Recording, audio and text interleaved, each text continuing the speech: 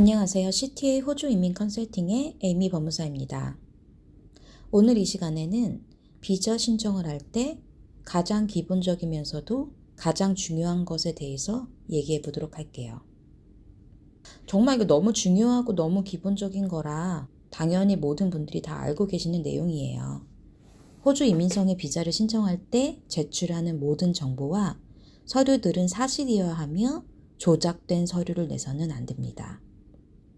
저희가 사소하게 실수하는 것들을 한번 생각해 봤는데, 우선 군대 다녀온 사실을 디클레어하지 않는 경우와 어릴 적에 이름을 개명을 했는데 까먹고 얘기하지 않은 경우, 또는 여권 정보에 있는 이름 또는 생년월일을 잘못 기재한 경우, 이전에 한국에서 일했던 디테일을 신청서에 넣지 않는 경우 되게 다양하게 있어요. 오늘은 그 중에서도 이런 사소하게 실수를 해서 발생한 부분 중에 좀 치명적으로 힘들게 된 것에 대해서 하나씩 알아보도록 할게요. 의외로 생각보다 많이 하는 실수가 있는데 그 중에 하나가 군대 여부예요. 물론 한국 남자분들은 대다수가 군대에 가시죠. 저희가 가끔 스폰서 비자를 진행을 많이 하는 편인데 이전에 이민성에 들어갔던 신청서들을 먼저 리뷰할 때가 많아요. 그러면 군대에 다녀오지 않았다고 이제 체크가 된 분들은 저희가 따로 정말 군대에 안 갔다 오셨냐고 여쭤볼 때가 있거든요. 하지만 대다수 분들이 군대에 다녀왔다고 말씀을 하시더라고요. 물론 이거는 정말 미스테이크, 정말 순수한 실수라고 생각이 되면 크게 신청서에 지장은 없지만 그래도 신청서 질문에는 항상 올바르게 답변을 해야 합니다. 두 번째는 개명 여부예요. 어릴 적에 부모님께서 이름을 바꿔줘서 이름이 바뀐 경우, 너무 어릴 적이라 까먹는 경우도 있겠죠. 하지만 개명 여부도 문제가 생길 수 있으니 이전에 이름을 바꾸신 분들은 신청서에 항상 기재를 하셔야겠습니다. 여권 디테일을 다르게 써가지고 문제가 잠시 생겼던 분이 계셨어요. 저희가 상담을 진행을 했었는데 그분이 저희가 이제 성이랑 이름이 있잖아요. 패밀리 네임이랑 퍼스트 네임이 있는데 이거를 바꿔가지고 써서 이민성에 제출을 하셨더라고요.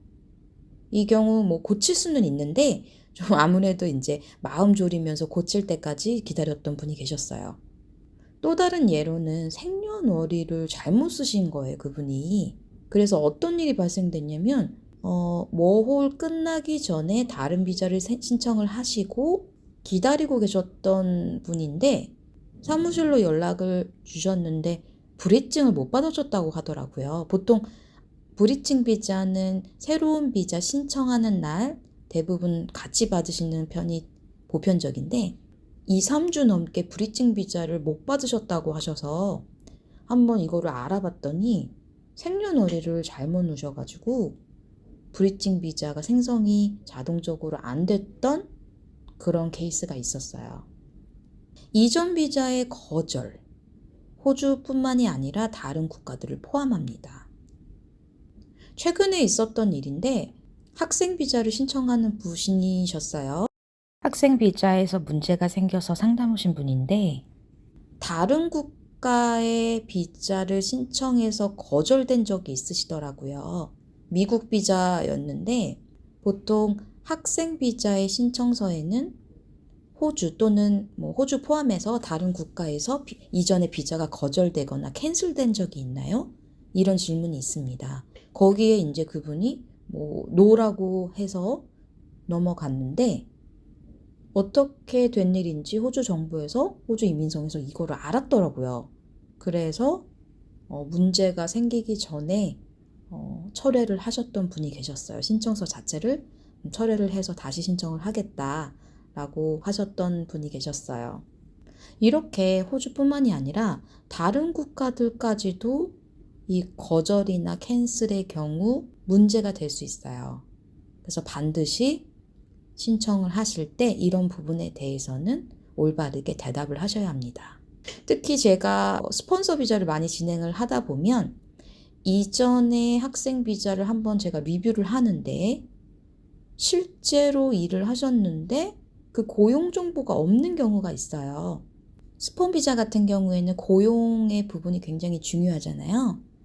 그래서 이전에는 기록이 없던 게 갑자기 이렇게 새로 튀어나온 것처럼 보이잖아요. 그래서 이런 건 조금 마음이 찝찝하다. 물론 이민성에서 이전 학생 비자와 비교를 해서 문제가 뭐 될 소지도 있긴 하겠지만 아직까지는 그런 경우는 없었는데 학생 비자를 신청하시는 분들 중에 추후에 영주권까지도 고려를 하고 계신 분들은 하셨던 일들에 관한 정보를 바르게 기입을 해야 합니다. 마지막 요거는 워홀 비자 같은 경우에는요, 정말 올바르지 않은 그런 불법적인 루트로 세컨 비자 또는 썰드 비자까지도 사는 경우가 있잖아요. 뭐 산다라고 표현을 하는데 보통은 첫 번째 워홀 비자에서 3개월 specify work, 그러니까 뭐 농장 일을 하셨던지 3개월 일을 하고 세컨 비자의 자격으로 신청을 하시는 게 올바르지만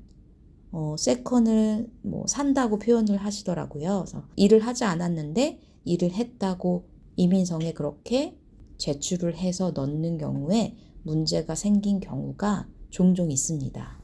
실제로 문제가 생겨서 오신 분들이 계시기 때문에 무조건 이런 불법적인 방법으로 비자를 취득하는 거는 올바르지 않다고 생각합니다. 그래서 이제 비자 신청서를 냈는데 앞에 어떤 문제로 인해서 신청 중간에 섹션 57 Natural Justice라는 서류를 받게 되는데요.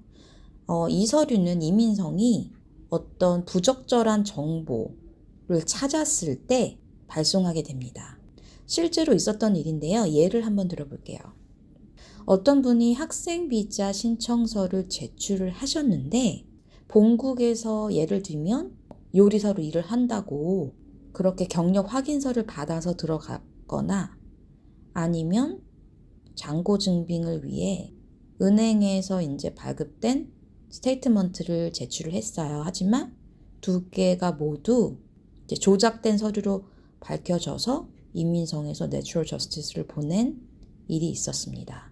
반드시 사실에 적시된 정보 그리고 서류들만 사용해야 합니다. 제가 알기로는 결국 그분은 재심을 진행을 하셨다고 하더라고요. 재심에서 아무래도 제가 봤을 때는 재심에서 이길 확률이 굉장히 낮아 보입니다.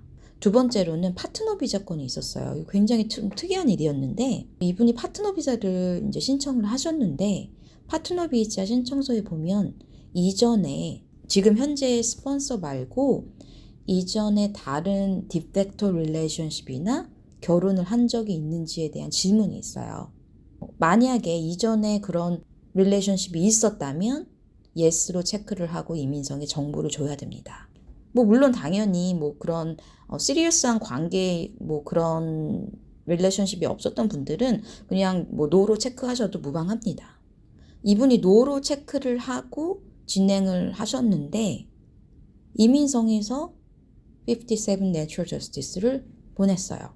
내용을 보니까 이분이 이전에 한 4년, 5년 전에 졸업생 비자에 동반으로 계셨던 분이더라고요. 근데 그 동반이라는 개념은 디팩토의 개념으로 동반 비자를 맞추셨던 분인데 이전 릴레이션십이 있니 없니라는 질문에 없다라고 했고 이민성에서는 시스템에서 이전 동반 기록이 있는데 왜 없다라고 했냐 뭐 이렇게 아규먼트가 돼가지고 결국에는 이분이 비자가 거절돼서 재심을 진행한 걸로 알고 있어요. 이미 이전에 끝난 관계, 릴레이션십에 대해서는 현재의 파트너 비자 프로세스에 큰 영향을 미치지 않아요. 그렇기 때문에 사실에 입각해서 신청서에 올바르게 대답을 해야 합니다. 제가 그래서 따로 이분한테 여쭤봤어요. 상담 오셨을 때. 이전 기록이 이렇게 명백한데 왜 얘기를 안 하고 이렇게 진행을 하셨냐. 또 이분이 첫 번째 이전에 동반에 대해서는 뭐 보이프렌드, 걸프렌드의 관계였다.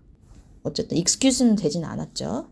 두 번째, 현재 이제 진행 중인 파트너분의 그 스폰서가 아는 게 싫었다. 뭐 이렇게 어쨌든 얘기를 하시더라고요. 세 번째로는 TSS 비자가 있는데 이거 이전에 이제 작년에 있었던 상담건이에요. 이분이 실제로 TSS 비자를 받으셨는데 이민성에서 해당 회사로 실사를 나갔더라고요.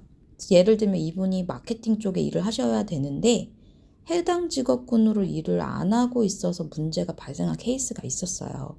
물론 이분은 이미 비자가 승인된 이후에 있었던 일이라 뭐 내추럴 저스티스 또는 어드버스 인포메이션에 속하진 않지만 그래도 비자가 승인된 이후로도 매칭되지 않게 되면 비자가 캔슬된 위험도 있습니다. 그러면 이민성에 뭐 조작된 서류라든지 옳지 않은 정보를 냈을 때 그 이후에 어떤 영향이 있을까를 한번 볼게요. 물론 당연히 여권 정보라든지 이런 거는 정말 휴먼 미스테이크, 어쩔 수가 없이 불순한 의도 없이 한 미스테이크는 이민성에서 그렇게까지 문제를 삼지는 않아요.